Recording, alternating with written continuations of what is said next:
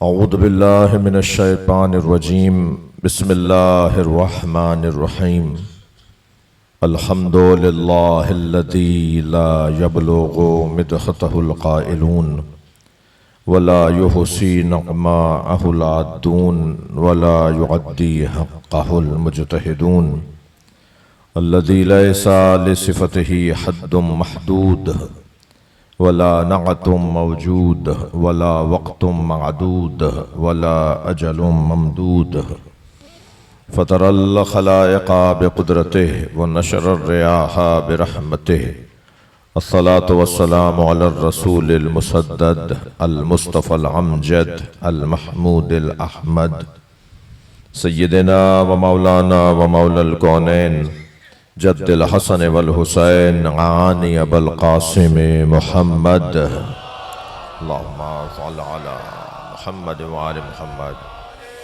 व आलिहि तय्यबीन अत्ताहिरीन अल मासूमीन अल्लज़ीना क़ाला अल्लाहु इन्नमा युरीदुल्लाहु लियुज़हिबा अन्कुमुर रिज्स अहलल बैत व युतह्हिरकुम तत्हीरा।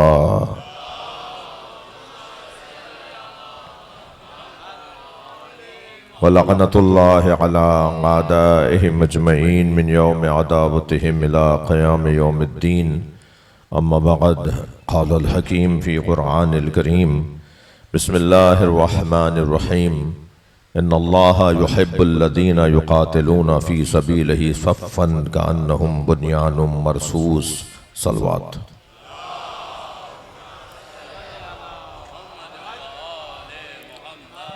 इससे बुलंद सलवात दिया करें।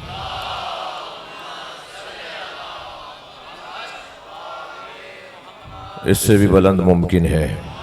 अल्लाहुम्मा सल्लि अला मुहम्मद व आले।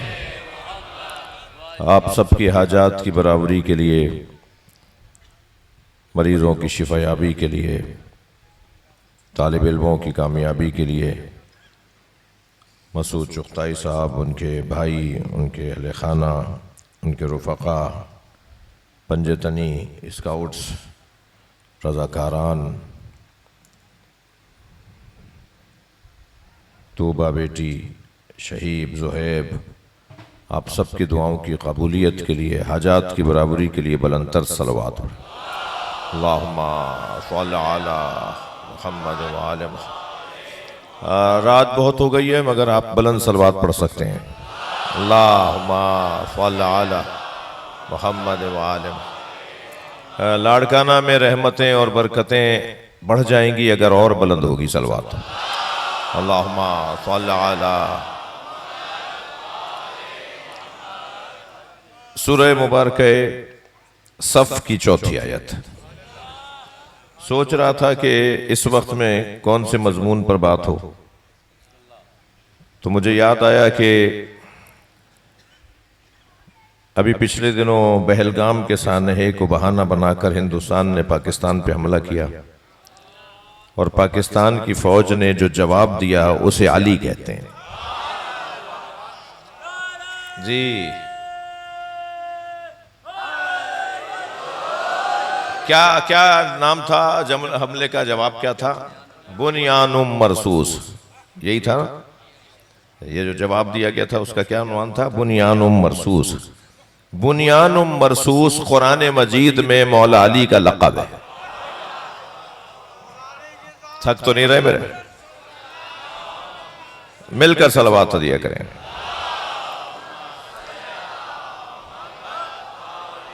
इरशाद हो रहा है परवरदिगार आलम की जानिब से, इन्नल्लाहा युहिब्बुल्लज़ीना युक़ातिलूना फ़ी सबीलिही सफ़्फ़ा।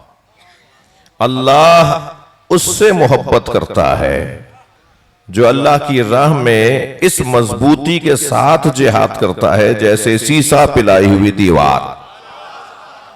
तवज्जो है बरात की? अल्लाह उससे मोहब्बत करता है। मुहिब्बे खुदा और है, महबूबे खुदा और। महबूब खुदा वो है कि जो अल्लाह की राह में जिहाद करता हो और जिहाद भी इस मजबूती के साथ करता हो कि जैसे सीसा पिलाई हुई दीवार। लफ्जों को बदल के कहूं कि पहाड़ हटें मगर वो ना भागे।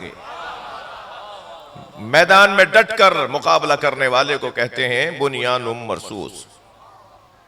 जो मैदान में डट कर जम कर दुश्मन का मुकाबला करे उसे कहते हैं बुनियान मरसूस, सीसा पिलाई हुई दीवार। जी, मौलाए कायनात का जिक्र लोगों को बहादुर बनाता है। भाई देखिए, मौला अली का नाम लेना, मौला अली को उसकी जरूरत नहीं है। मैं जब मौला का नाम लेता हूं, आप जब मौला अली का नाम पुकारते हैं तो मौला अली को उसकी जरूरत नहीं है। याद रहे, काबे में अली दुनिया में आए, ये अली की फजीलत नहीं है। अली का काबे में आना ये मौला अली की फजीलत नहीं है, काबे का मुकद्दर बढ़ गया। हाँ, मैं नहीं कह रहा, ये मौला हजरत अब्बास ने फरमाया है। जब मेरे मौला हुसैन अलैहिस्सलाम मक्का छोड़कर जा रहे थे करबला मौला के लिए, तो अब सारा आलम इस्लाम तो हज करने आ रहा है और वारिस काबा काबा छोड़ के जा रहा है। तो मौला हुसैन ने फरमाया, अब्बास इन हाजियों को बताओ कि हम मक्का छोड़कर क्यों जा रहे हैं। तो मौला अब्बास ने फरमाया, मौला कैसे बताऊं? फरमाया, काबे की छत पे खड़े होकर खिताब करो, काबे की छत पे खड़े होकर खिताब करो। अब मौला अब्बास ने खाना काबा की छत को मिंबर बना दिया। और अगर मैं आपकी और अपनी अकीदत का एक जुमला कह दूं कि काबे की छत पर अब्बास ऐसे नजर आ रहे थे जैसे आपकी छतों पे आलम नजर आता। शान, माशाअल्लाह माशाअल्लाह माशाअल्लाह। मेरे मौला खाना काबा की छत पे खड़े हैं। अच्छा, वहां जाके एहसास हुआ कि आप अपना रुख कहां करें। जैसे जनाब बिलाल हबशी फतेह मक्का के मौके पे जब नबी ने फरमाया ना कि बिलाल अजान कहो, तो मदीने में तो बिलाल मक्के की तरफ रुख करके अजान कहते थे ना। आपके यहाँ का नमाजी कहाँ रुख करता है? मक्के की तरफ ना, खाना काबा की तरफ रुख करके वहां चेहरा करके मुअज्जिन अजान कहता है। हजरत बिलाल भी मदीने में जब अजान कहते थे, सरकार का मुअज्जिन है ना हजरत बिलाल, तो मक्के की तरफ रुख करके अजान कहते थे। और जब मक्के में पहुंचे और नबी ने फरमाया बिलाल अजान कहो, तो अब मक्के में कहां खड़े होकर और किस तरफ रुख करके अजान कहें? सरकार ने फरमाया बिलाल खाना काबा की छत पे चले जाओ। अब बिलाल खाना काबा की छत पर गए तो अब जाकर कहां रुख करें, किस तरफ रुख करके? तो वहां जाकर एहसास हुआ कि मैं रुख कहां करूं, चेहरा कहां करूं। तो सरकार को आवाज देकर कहा, या रसूलल्लाह अपना चेहरा कहां करूं? फरमाया मेरी तरफ। मौला अब्बास भी खाना काबा की छत पे खड़े हैं, तो अब मौला हुसैन की तरफ रुख करके अपना क़िबला हुसैन को बनाकर, थक रहे हैं आप मेरी बातों से। मेरे मौला ने खिताब किया है और उस खिताब का एक जुमला जो मेरे मजमून में है, वरना तो वो खिताब ही पूरा सुनने का है। उसमें मौला फरमाते हैं अल्हम्दुलिल्लाहिल्लज़ी शर्रफ़ हाज़ा, एक इशारा कर रहे हैं काबे की छत की तरफ। हम्द है उस अल्लाह के लिए जिसने इसे शरफ अता किया। नहीं, थोड़ी गर्दन हिलाओ तो मैं मौला का जुमला पूरा सुनाऊं। मौला अब्बास फरमा रहे, हम्द है उस अल्लाह के लिए जिसने इसे शरफ अता किया बेखुदूम अबी हुसैन के बाबा के कदमों की वजह से।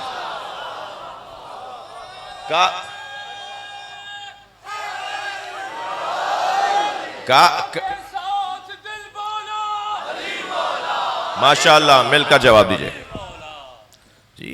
काबा मौला अली के आने से काबा बना।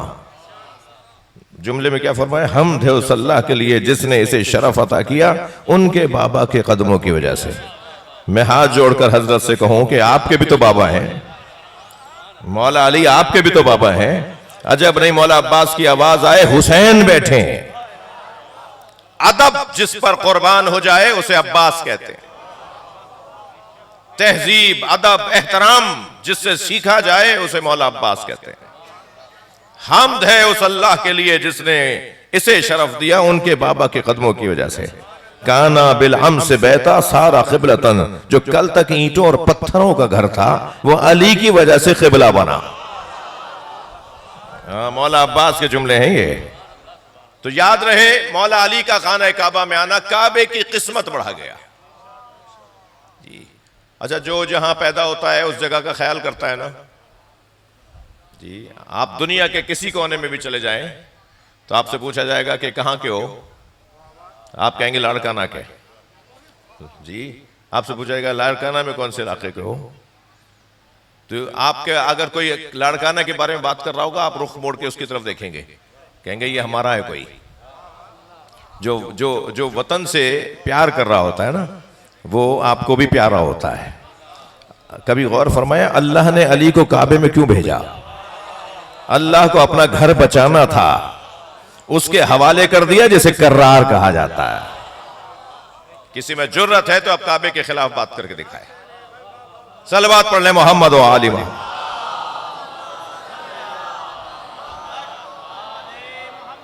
अल्हम्दुलिल्लाहिल्लज़ी। अब मैं अर्ज कर रहा था आपसे कि मौला अली का काबे में दुनिया में आना, ये मौला अली की फजीलत नहीं है, ये काबे की फजीलत है। और बोलूं, अली मौला नबी के मिंबर पे बैठे, ये अली की फजीलत नहीं है। मिंबर की इज्जत बढ़ गई है कि अली आ बैठा। थके नहीं है तो एक जुमला कह दो, तमाम कमालात मौला कायनात के हवाले किए गए, वो अली के फजाइल नहीं है। अली मौला ने जिसे अपनी फजीलत करार दिया है, मैं फातिमा का शौहर हूं।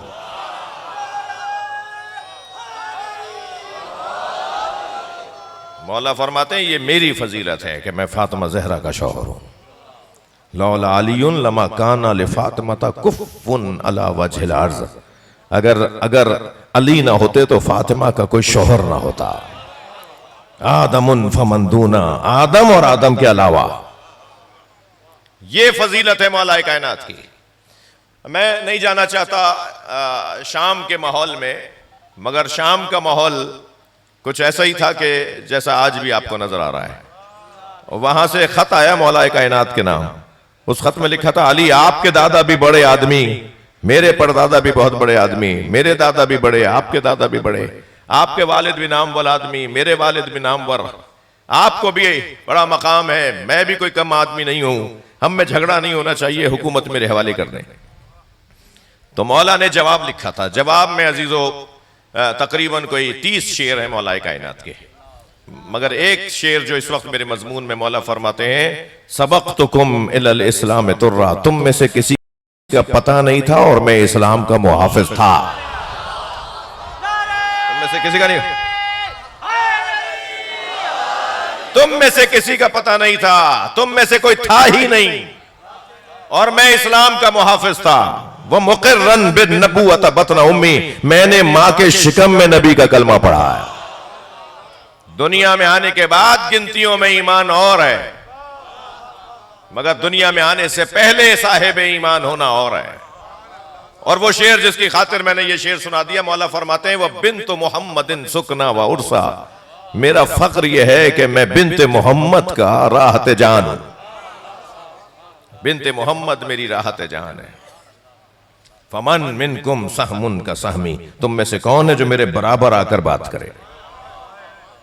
अली मौला की फजीलत, महबूब परवरदिगार वो कि जो अपनी जान से हाथ उठाए मगर अपने ईमान से हाथ ना उठाए। बहुत बड़ा पैगाम है जवानों, में आपसे बात कर रहा हूं। सबसे ज्यादा कीमती शय क्या है भाई? जमीन, जायदाद, मकान, गाड़ी, कपड़े, दस्तरखान, खाने, ग़िज़ाएं, कौन सी चीज है जिसकी कीमत ज्यादा है? वो कौन सी चीज है जिस पे सब कुर्बान होगा? वो कुर्बान किसी पे नहीं होगा। जी नहीं, नारे का जवाब दें तो फिर मिलके दें और नारा भी मिलके लगाएं। बोलिए।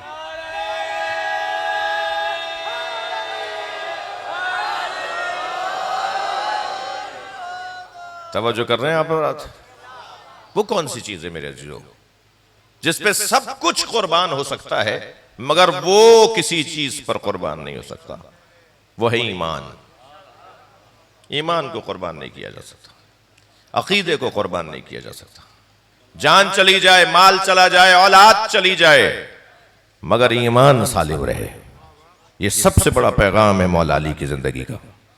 जब जंगे ओहद में सब चले गए और अली अकेले ऐसे लड़ रहे थे जैसे लश्कर लड़ रहा हो, तो सरकार ने पूछा या अली, जब सब चले गए, सब भाग गए, तो तुम क्यों नहीं गए?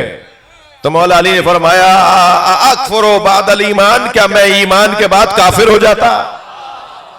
हाँ, अली मौला के नजदीक मैदान से जाना अली मौला को इतना नापसंद है जितना मौला ने फरमा दिया। देर बहुत हो गई है, आप थक भी गए हैं, मगर क्या करें कि लाड़काना का थोड़ा सा मिजाज है कि 12 बजे से पहले मजलिस नहीं होती है। मैं तो ये कई सालों से देख रहा हूँ 11 बजे तो कहते हैं कि जी अभी तो मजलिस में थोड़ा सा टाइम बाकी है। तो ऐसा है या नहीं जी? तो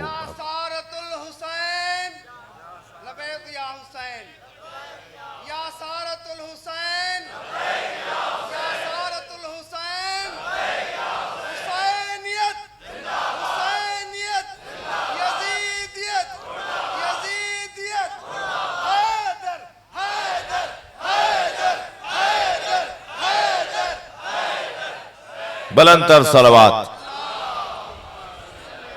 मेरा दिल कर रहा था कि आज थोड़ी देर आपके सामने मौला अली की जंग पढ़ूं, मगर वो जब मुमकिन होगी कि जब आप सुनना चाहेंगे। एक सरदार जी का क्लिप देख रहा था, तकरीर सुन रहा था। वो कहने लगे मेरा पोता रोजाना आते जाते भागते दौड़ते उछलते कूदते आवाजें लगाता है, या अली या अली या अली। जी एक सिख की तकरीर सुन रहा था। वो कहने लगे मेरा पोता रोजाना अली अली की आवाजें लगाता है। तो मैंने उससे पूछा बेटा तुम या अली क्यों पुकारते हो? तो कहने लगा दादा क्या करूं, जब मैं या अली कहता हूं मेरे अंदर ताकत आती है। ये जो नाम है ना मौला अली का, ये ताकत देने वाला नाम है। लिहाजा मेरी जरूरत है भाई, मौला अली की माज़अल्लाह जरूरत नहीं है। जितना मैं मौला अली का जिक्र करूंगा इतना मेरे अंदर अच्छी सिफात ईजाद होगी। हमारी मजबूरी है मौला कायनात का जिक्र करना। और याद रहे अल्लाह चाहता है कि हर जगह अली की बात हो, हर जगह अली की बात हो। अल्लाह चाहता है। अल्लाह को तौहीद भी वो पसंद है जो नबी और अली ने बताई हो। अल्लाह को नमाज भी वही पसंद है जो नबी और अली ने सिखाई हो। क्यों फरमाया सरकार ने सल्लू कमा रायतुमूनी उसल्ली, नमाज ऐसे पढ़ो जैसे मैं पढ़ रहा हूं। सल्लू कमा उसल्ली नहीं फरमाया, सल्लू कमा उसल्ली नहीं फरमाया। नमाज ऐसे पढ़ो जैसे मैं पढ़ रहा हूं, नमाज ऐसे पढ़ो जैसे मुझे पढ़ते हुए देख रहे हो। यानी नबी नमाज भी चाहते हैं और अपना दीदार भी चाहते हैं। नमाज ऐसे पढ़ो जैसे मैं पढ़ता हुआ नजर आ रहा हूं। तो हम सरकार से हाथ जोड़कर कहें या रसूलल्लाह आपने कैसे नमाज पढ़ी, नबी ने कैसे नमाज पढ़ी, बता दूं कैसे पढ़ी? सजदे में सर है, पुष्प पे हुसैन है। हालत सजदा में मौला कायनात मौला नबी मौला हुसैन को अपने सर पर बिठाए, अपनी पुष्प पर बिठाए हैं और सजदा तूल होता जा रहा है, तवील होता जा रहा है। ऐसे पढ़िए नमाज। या चौथे दौरे हुकूमत में जब मौला कायनात ने पहली मर्तबा रस्मी नमाज पढ़ाई, चौथा दौरे हुकूमत है, मौला अली रस्मी नमाज पढ़ा रहे हैं, जमात रस्मी नमाज। तो नमाज के बाद सहाबा किराम जमा होकर मौला के सामने आके खड़े हो गए। कहने लगे या अली लक़द ज़क्करतनी सलात मुहम्मदिन, आज आपने मोहम्मद मुस्तफ़ा की नमाज याद दिला दी। नबी ने कैसे नमाज पढ़ी, अली बता रहे हैं कैसे पढ़ी। जी याद रहे मेरे अजीजों, मेरे बच्चों, जवानों, मेरी जरूरत है, हमारी जरूरत है कि मौला कायनात का जिक्र ज्यादा से ज्यादा हो। जितना जिक्र करेंगे। अच्छा देखिए एक सलवात पढ़ें।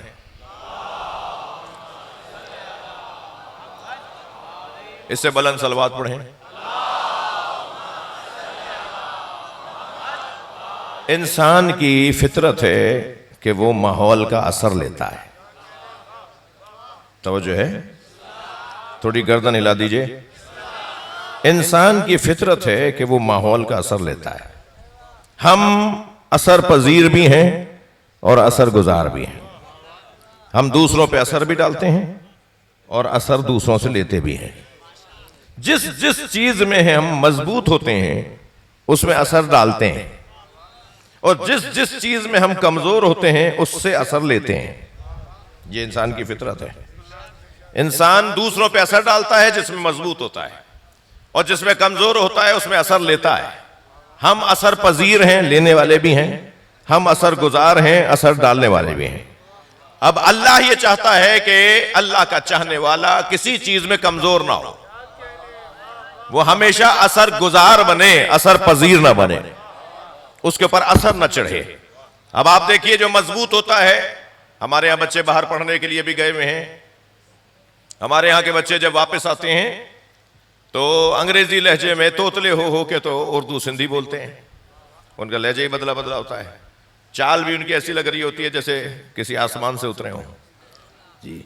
और बोलते भी है वो ये नहीं वो नहीं। भाई क्या हो गया तुम्हें, तुम्हें अपनी जबान क्यों नहीं आ रही? तो जवाब ये देते हैं वो मैं अंग्रेजी बोलता हूं ना। तो तुम वहां 2 साल रहकर आए हो तो तुम्हारी जबान बदल गई, उन्हें भी सिंधी सिखा कर आए, उन्हें भी अपनी सकाफत सिखा कर आए। इसका मतलब यह है कि तुम कमजोर समझ रहे थे अपने आप को। भाई थोड़ी गर्दन हिला दो, बात जा रही थे। इसका मतलब है कि तुम अपनी सकाफत में अपने आप को कमजोर समझ रहे थे कि उनकी सकाफत तो ले गए, अपनी नहीं छोड़ कर गए। अब बताइए जरा, अल्लामा इकबाल पढ़ने गए थे जर्मनी या नहीं? जर्मनी पढ़ने गए, वापस आने के बाद तो उन्हें अंग्रेज हो जाना चाहिए था। वो ना सिर्फ वापस आके अंग्रेज नहीं हुए बल्कि अंग्रेजों को भी पाकिस्तान हिंदुस्तान सिखा कर आ गए। हाँ, हत्ता उनके नाम का वहां रोड बन गया। उन्होंने कहा मैं अंग्रेजी में पढ़ूंगा, मैं जर्मन जबान में नहीं पढ़ूंगा। उनकी वजह से तालीम की जबान बदली। क्यों अल्लामा इकबाल ने इतना बड़ा काम कर दिया? क्यों उन्होंने असर नहीं लिया, असर छोड़ा? उन्होंने 2 मिसरों में इसका जवाब दिया है। इकबाल कहते हैं खीरा न कर सका मुझे जलवे दानिश फरंग। मेरी आंखें फटी नहीं, मेरी आंखें चुंधियाई नहीं। मैंने देखने के बाद घबराहट नहीं ली कि मैं मगरिब में आ गया हूं, अंग्रेजों के दरमियान रहता हूं, तो अब ये तो बहुत बड़े लोग हैं, मैं तो छोटा सा आदमी हूं, मैं तो किसी गांव देहात से आया हूं, मैं तो मशरिकी इलाके से आया हूं, मैं तो सादा इलाकों से आया हूं, मैं तो ऐसे ही इलाके से आया हूं, ये तो बड़े लोग हैं। इकबाल कहते हैं नहीं, खीरा ना कर सका मुझे जलवे दानिश फरहंग जी। फरंग, फरंग यूरोप जी। विलायत पहले कहते थे ना, विलायत से होकर आए। कोई लंदन से यूरोप से होकर आता था कि विलायत से होकर आए। खीरा न कर सका मुझे जलवे दानिश फरंग, सुरमा है मेरी आंख का खाके मदीना ओ नजफ।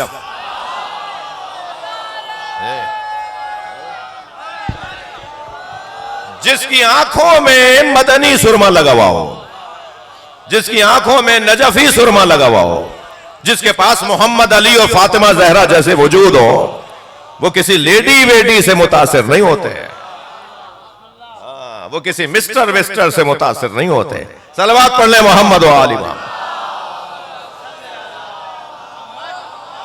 हमारे पास कुरान है भाई, हमारे पास मौला अली है। अगर आप बच्चों जवानों आपसे कोई कहे ना कि आपके पास बड़ा आदमी कौन है, तो बिला तरदीद आराम के साथ कह दो सबसे बड़ा इंसान हमारे पास मोहम्मद मुस्तफा और उनके बाद मौलाए कायनात अली। इनसे बड़ा वजूद ही नहीं है। मगरबी दुनिया ने कहा है कि अरस्तु मुअल्लिम अव्वल, फाराबी मुअल्लिम सानी। इंसानियत के 2 बड़े मुअल्लिम, अरस्तु है मुअल्लिम अव्वल, दुनिया ये कहती है, अंग्रेज दुनिया ये कहती है, और फाराबी है मुअल्लिम सानी। हम कहते हैं मुअल्लिम अव्वल को मोहम्मद कहते हैं और मुअल्लिम सानी को अली कहते हैं। सबसे बड़ा वजूद हमारे पास ही है। हमारी जरूरत है भाई। मैंने एक जुमला आपसे कहा कि इंसान माहौल का असर लेता है जी। मिर्जा असदुल्लाह गालिब कितना बड़ा नाम है शायरी में। वो दिल्ली में एक महल्ले से दूसरे महल्ले जा रहे थे तो उन्होंने तांगा रोका। तांगे वाले ने पैसे तय किए कि इतने पैसे लूंगा वहां पहुंचाने के। अभी उसके साथ बैठ के आधे रास्ते गए थे तो आवाज दी कि रोको रोको मुझे उतरना है। उसने कहा जी वो महल्ला तो अभी दूर है। कहने नहीं, वहां तक मेरी उर्दू खराब हो जाएगी। वो तांगे वाला बोल रहा था, उसका असर हो रहा था उनके ऊपर। मेरे एक उस्ताद थे अल्लामा आयतुल्लाह सैयद इनायत अली शाह नकवी। खैरपुर असांजी जेकी असां रियासत खैरपुर इतने हिता मुंहिंजा जेका रईस होया यानी नवाब होया वो सब शिया होया ना। तालपुर फैमिली।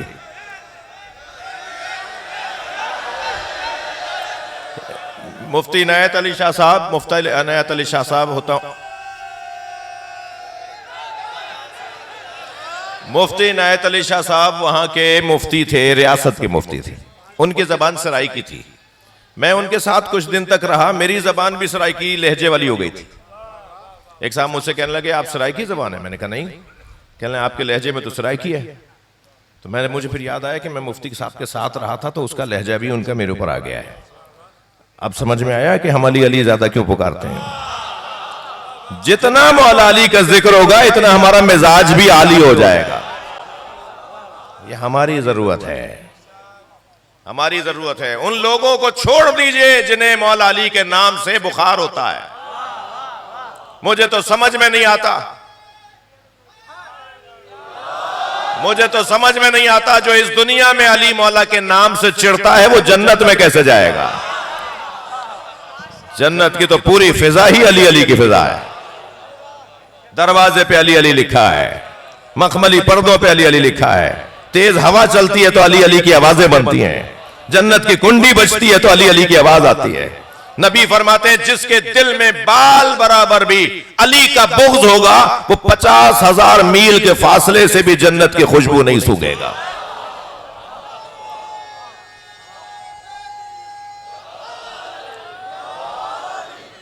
थक तो नहीं रहे मेरी बातों से? मेरे अजीजों, मौला कायनात के सबसे बड़े फजाइल में 5 फजीलतों का जिक्र करूंगा। सबसे पहली फजीलत इल्म अली। इल्म अली। बड़े बड़े लोग जिस चीज के आगे हथियार फेंक देते हैं वो है इल्म। दौर जाहिलों का नहीं है, दौर पढ़े लिखे लोगों का है। उस आदमी की दाल नहीं गलती कि जो पढ़ा लिखा ना हो, और वो कभी नाकाम नहीं होता जो पढ़ा लिखा हो। लिहाजा बच्चों जवानों आपसे कह रहा हूं, तालीम का दामन कभी मत छोड़ना। और वैसे भी लाड़काना की तो इस वक्त हिस्ट्री बहुत अच्छी है पूरे सूबे सिंध में, और फिर बाज मरहलों में पूरे मुल्क में लाड़काना के तालिब इल्म टॉप करने वाले लोग हैं। लाड़काना में पढ़ने वाले लोग अच्छी पोजीशनें लेने वाले लोग हैं। लिहाजा यहां का कोई बच्चा अगर आपको जाहिल नजर आए तो कहें तुम लाड़काना के तो नहीं हो। लाड़काना का तो जाहिल नहीं होता। खासतौर पे मैं लाड़काना वालों से बात कर रहा हूँ जी, जो मुझे दूसरी दुनिया में सुन रहे हैं, जो लाइव सुन रहे हैं, जो जाएगी ये मजलिस, मैं उन्हें भी यही पैगाम दे रहा हूँ। जो अली मौला की बात करे और वो जाहिल हो, जुड़ता नहीं है ना, शायान शान नहीं है ना कि अली मौला का चाहने वाला हो और जाहिल हो। मैं इन बुजुर्गों से भी हाथ जोड़ के कहूंगा कि अगर खुदा न खास्ता आपके वक्त में पढ़ाई लिखाई अच्छी नहीं थी और आपने अच्छी तालीम हासिल नहीं की, तो हम उन लोगों में से नहीं है जिनके यहां इल्म बुढ़ापे पे खत्म हो जाता हो। हम तो नबी की इस हदीस पर अमल करते हैं, उतलुबुल इल्म मिनल महद इलल लहद, गहवारे से लेके कब्र तक इल्म हासिल करो। और हमारे यहां गहवारे से इल्म शुरू होता है कान में अजान और इकामत कहकर, और कब्र तक इल्म जारी रहता है तलकीन सुनाकर।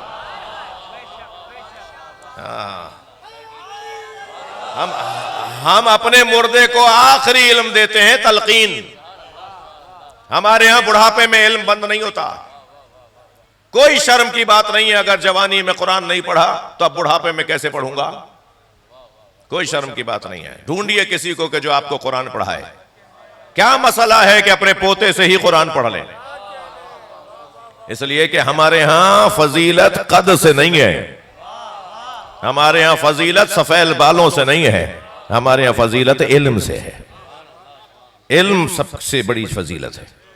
मौला अली का सबसे थके तो नहीं है, मौला अली का सबसे बड़ा उन्वान फजीलत इल्म अली। सलूनी सलूनी क़ब्ल अन तफ़क़िदूनी, पूछो पूछो इससे पहले कि तुम मर जाओ। अली मरने को पैदा नहीं हुए। हाँ, अली मौला से जिंदा आदमी वजूद ही कोई नहीं है। मैं शहनशाह हुसैन नकवी जिंदा हूं, इस पर मुझे शक करना चाहिए। अली जिंदा है, इस पर यकीन होना चाहिए। हाँ, अली मौला से ज्यादा तो कोई जिंदा ही वजूद नहीं है। आज भी सबसे ज्यादा जिसकी आवाज आ रही है माशरे में वो मौला अली का नाम है। कुरान के बाद अगर सबसे ज्यादा मजबूत किसी की किताब है तो वो नहजुल बलागा, अली की किताब। सबसे पहला उन्वान क्या है, फिर बताइए, आप आगे बढ़ रहे हैं मेरे साथ। इल्म। दूसरा उन्वान है गैरत। हाँ, गैरत। गैरतमंद अली वाला होता है, बेगैरत अली वाला नहीं होता। नाराज हो रहा होगा कोई।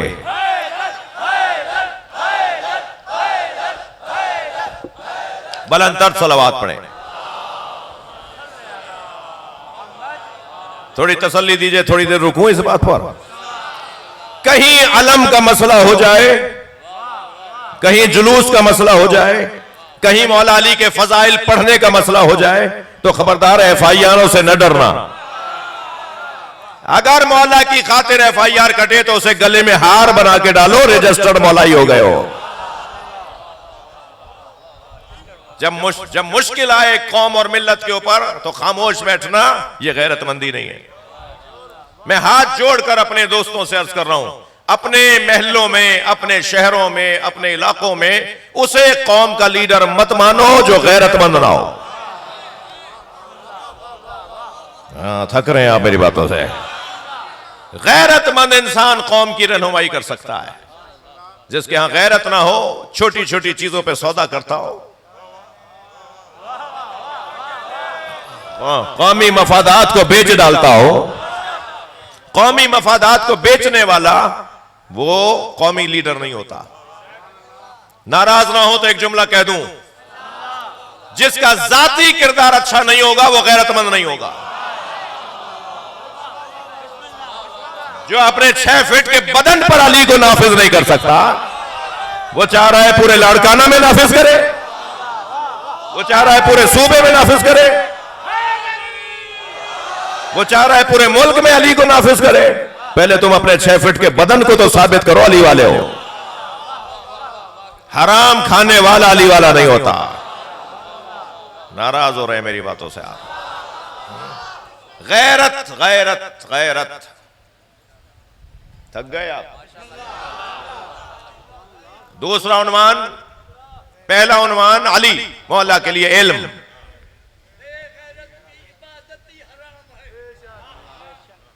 दोबारा बोलिए। इसलिए कि बेगैरत अली वाला नहीं होता, जो अली वाला नहीं होता उसकी इबादत हराम। गैरत गैरत गैरत। दूसरा उन्वान फजीलत। पहला बोलिए मेरे साथ, इल्म। दूसरा, तीसरा बताऊं, सखावत। कंजूस का अली से कोई ताल्लुक नहीं है। थक गए, क्या करूं जी। मौला के नाम पर एक धेला नहीं निकलता। मस्जिदों की टूटियां बह रही हैं, इमाम बारगाहों के पंखे खराब हैं, कारपेट 10 साल पहले बदला था, दोबारा बदला नहीं गया जी। मदरसे की दीवार टूट रही है। और ये कौन साहब हैं? लाड़काना की फला मार्केट के अंदर इनकी 25 दुकानें हैं जी। 2000 एकड़ की जमीन है इनकी। 400 एकड़ पे तो आम लगा हुआ है जी। 4 तो इनके फार्म हाउस हैं, 25 तो इनके पास बंगले हैं। लेकिन ना इनको सदका निकालना आता है, ना इनको ज़कात निकालना आती है। कहते हैं खुम्स मुल्ला खा जाता है, खुम्स मौलवी खा जाता है। जो नहीं देकर खा रहा है वो जी, जो नहीं दे रहा वो भी तो खा रहा है। जो ज़कात नहीं दे रहा, जो खुम्स नहीं दे रहा, जो सदका नहीं दे रहा, वो भी तो गरीबों का खा रहा है जी। कंजूस का मौला अली से कोई ताल्लुक नहीं है जी। मैं एक आयत पढ़ रहा था, आयत है सूरह मुबारक आल इमरान की आयत है, वल्लज़ीना युनफ़िक़ूना फ़िस्सर्रा'i वद्दर्रा'i वल्काज़िमीना अल-ग़ैज़ वआफ़ीना अनिन-नास वल्लाहु युहिब्बुल मुहसिनीन। एक घराना ऐसा है जो दाराई में भी अता करता है और जो नादारी में भी अता करता है। उनके पास होता है तब भी देता है, उनके पास नहीं होता तब भी देते हैं। एक जवान कहने लगा, मौलाना आपने तर्जुमा सही किया। मैंने कहा सही किया है। क्या तर्जुमा है? वल्लज़ीना युनफ़िक़ूना फ़िस्सर्रा'i वद्दर्रा'i। एक घराना ऐसा है, एक कबीला ऐसा है जो पैसा होता है तब भी बांटते हैं, उनके पास पैसा नहीं होता तब भी बांटते हैं। वो कहने लगा, मौलाना यही तो समझना चाह रहा हूं, ये आप तज़ाद बोल रहे हैं। होगा तो देते हैं ना, नहीं होगा तो कैसे देंगे? पैसा होगा तो देंगे। मैंने कहा गलत सोच रहे हो, तुम देने वाले होते तो पैसा होता। सखावत से कोई ताल्लुक पैसे का नहीं है। सखावत एक कैफियत का नाम है।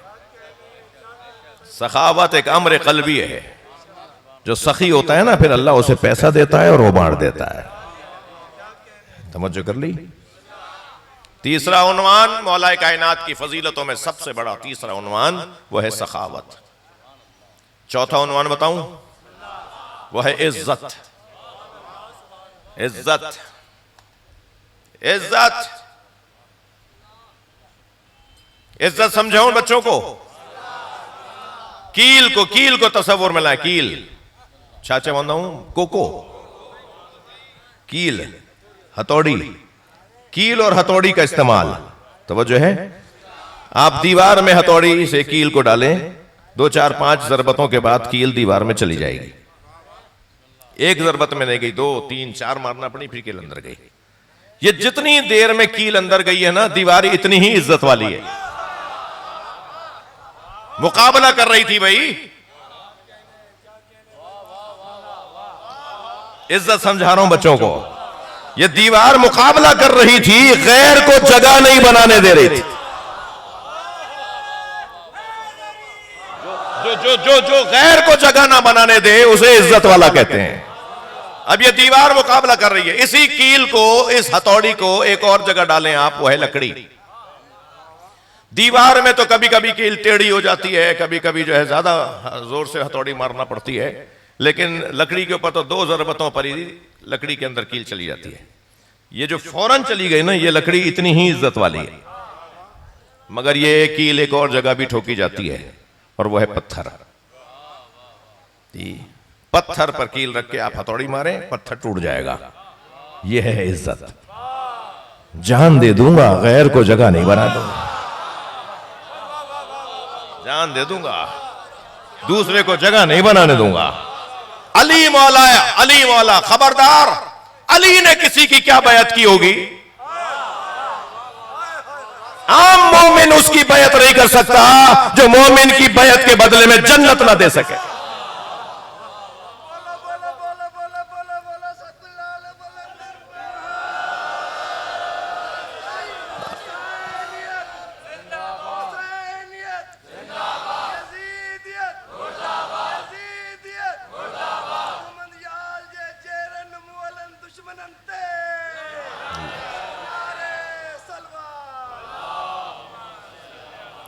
आप इनकी आवाज सब तक नहीं गई है, ये कह रहे हैं नारे सलवात, अल्लाहुम्मा सल्ली अला मुहम्मद व आले मुहम्मद। इन्होंने जिंदा मुर्दा अली के दुश्मनों पे लानत भी की है।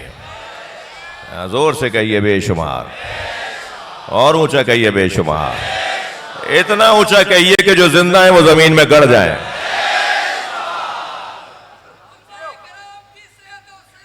आप सबकी सलामती के लिए।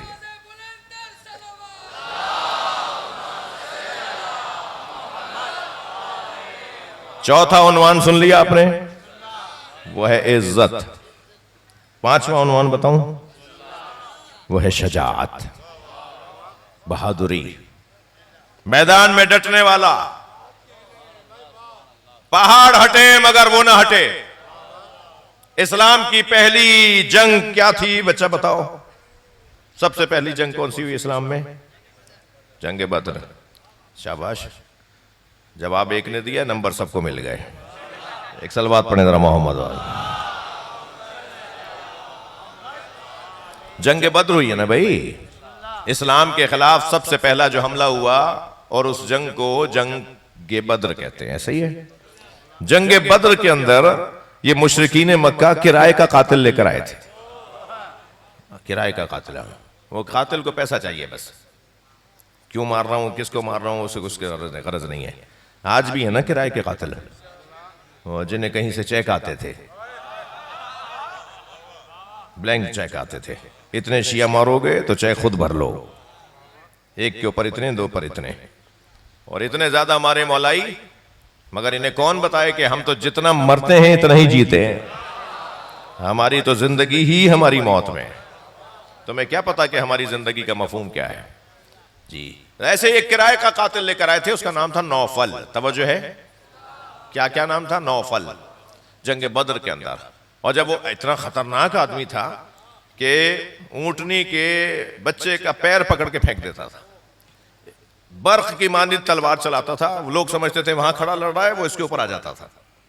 यानी एक जादू सी कैफियत थी उसकी, नौफल की।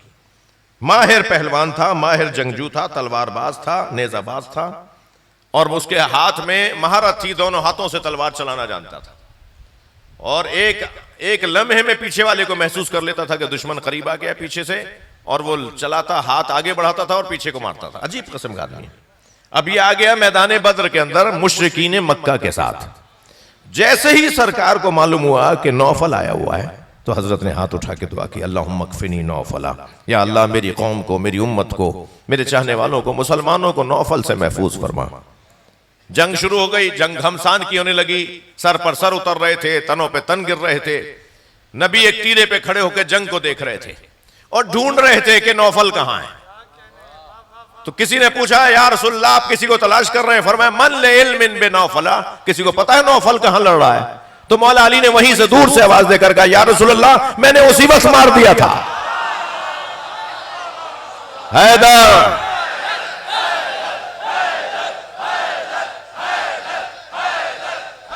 बुलंदतर सलवात।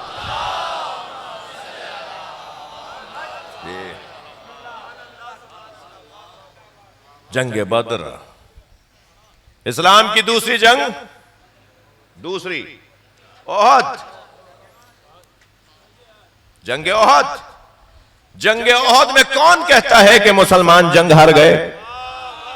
वो ही कहते होंगे कि जो मैदान से भाग गए। नहीं नहीं, मुसलमान जंग ओहद नहीं हारा। मुसलमान तो जंग जीता है। हारने और जीतने का मफहूम तो करबला वालों ने बदल दिया। नजरिए पे कायम रहने को जीत कहा जाता है। चाहे बज़ाहिर हाथ से आपकी जान चली जाए मगर नजरिया ना जाए। मैंने आगाज में कहा ना, सब कुछ दिया जा सकता है मगर ईमान नहीं दिया जा सकता। ये ईमान, ये अकीदा, ये इस्लाम, ये दीन इतना कीमती है। ये दीन कि दीन पर सब कुछ कुर्बान किया जाएगा मगर दीन पर हुसैन कुर्बान होगा। यानी दीन इतना कीमती है कि दीन पर अगर कुर्बान होने के लिए कोई तैयार हो तो उसे हुसैन कहते हैं। शजाअत, बहादुरी, हिम्मत, हौसला, मैदान में डटना।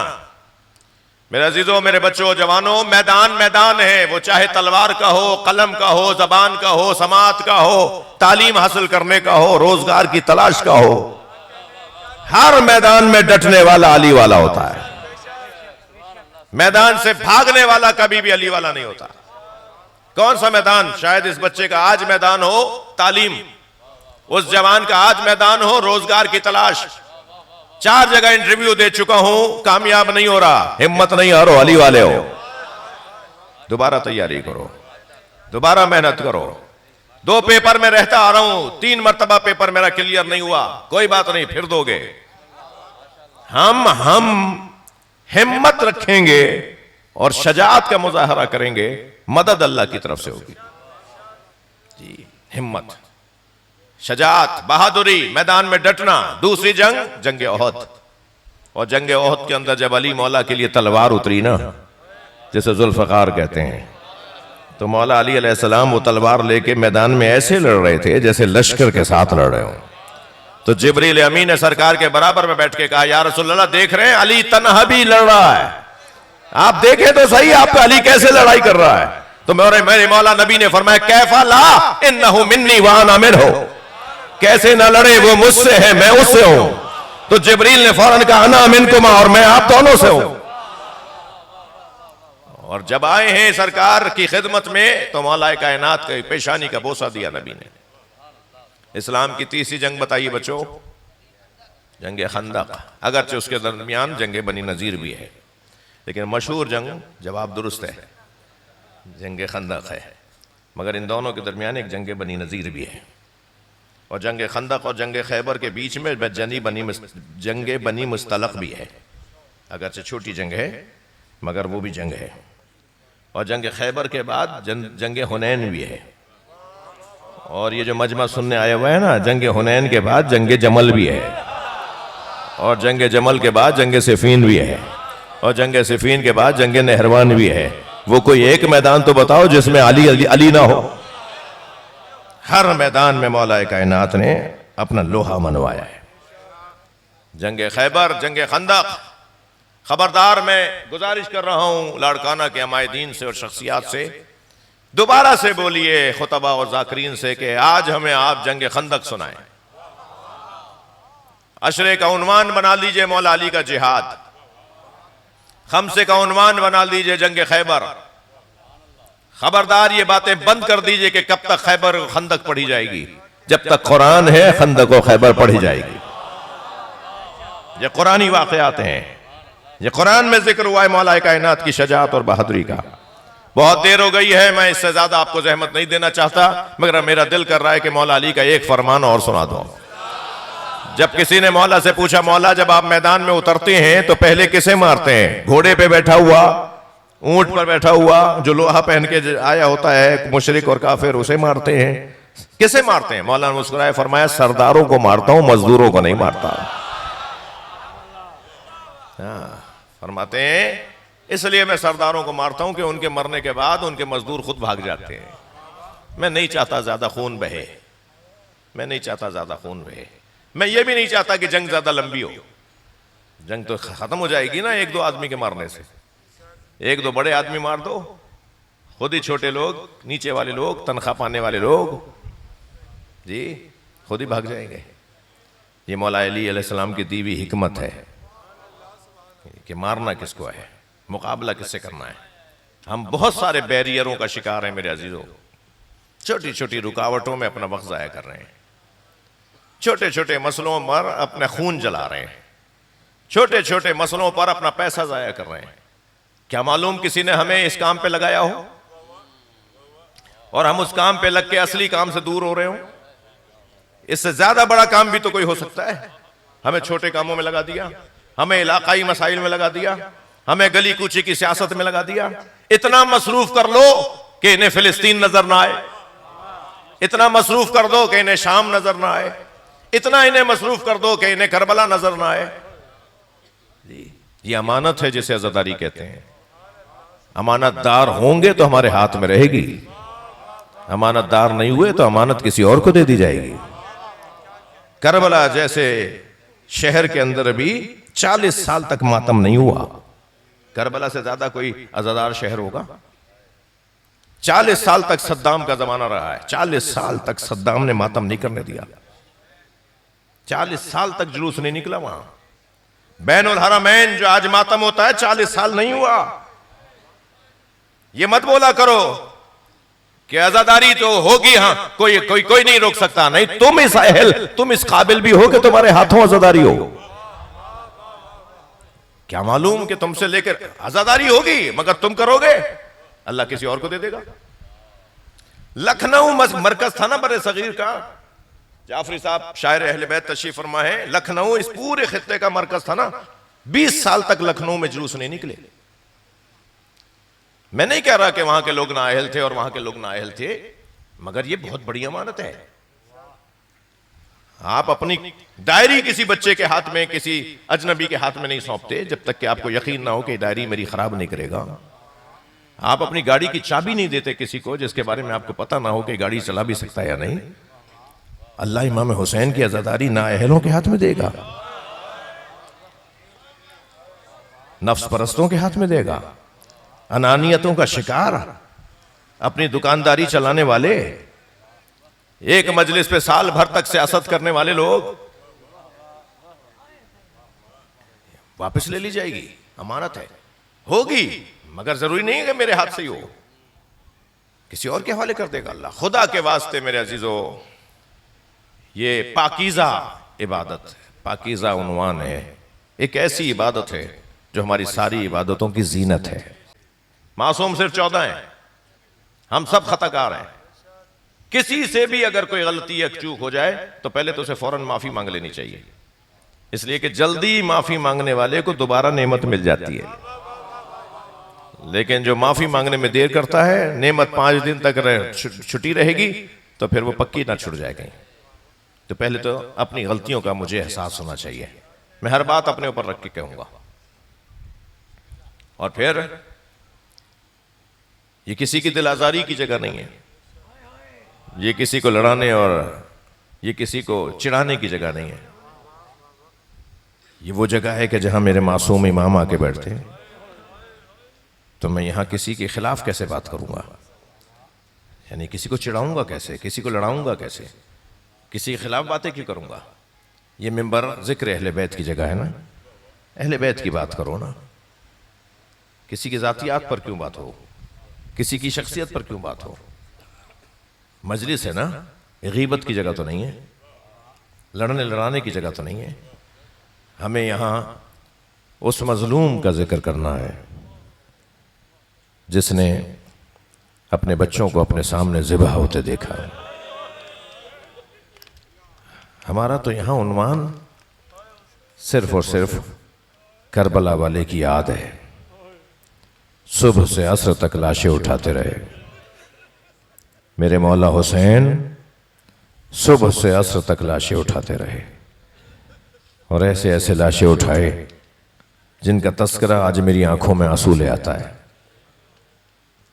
लाशें तो मेरे मौला ने सब उठाए, हत्ता गुलामों के लाशें भी उठाए, मगर अज़ादारों 4 लाशों पे बहुत रोए।